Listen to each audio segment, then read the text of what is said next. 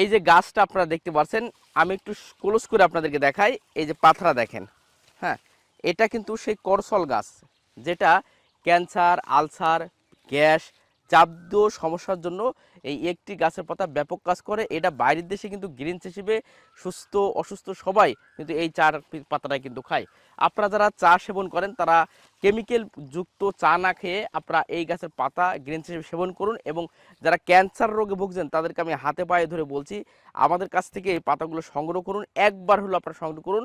আপনারা অল্প কিছু পাতা সংগ্রহ করলে বুঝতে পারবেন ইনশাল্লাহ ক্যান্সার রোগের ক্ষেত্রে কতটা উপকারী। অনেক রোগী ইতিমধ্যে আমাদের কাছ থেকে কিন্তু এই পাতা, ফল, গাছ সংগ্রহ করে অনেকে সুস্থ হয়েছেন।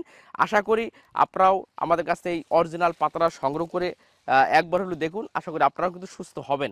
লক্ষ লক্ষ টাকা, হাজার হাজার টাকা তো খরচ করছেন, একবার হলেও আপনারা এই গাছের পাতাটা সংগ্রহ করেন। তো এটা সেই অরিজিনাল করসল গাছ। আমি আর একটু দেখাই, আমাদের কাছে প্রচুর অ্যাভেলেবেলের পাতাগুলো আছে, আমাদের ফল আছে, সব কিছু পাবেন ইনশাল্লাহ আমাদের কাছে। তবে এখানে আসছি একটু দেখানোর চেষ্টা করছি আমাদের যে ছোট যে আরেকটা নার্সারিতে গাছ লাগাইছি, প্রচুর পরিমাণে গাছ কিন্তু এই লাইন ধরে আছে, লাগানো আছে এই গাছের পাতাগুলো। তো একটু দেখানোর চেষ্টা করছি আপনাদেরকে। তো অবশ্যই আপনারা এই গাছের পাতা আমাদের কাছ থেকে সংগ্রহ করতে পারেন।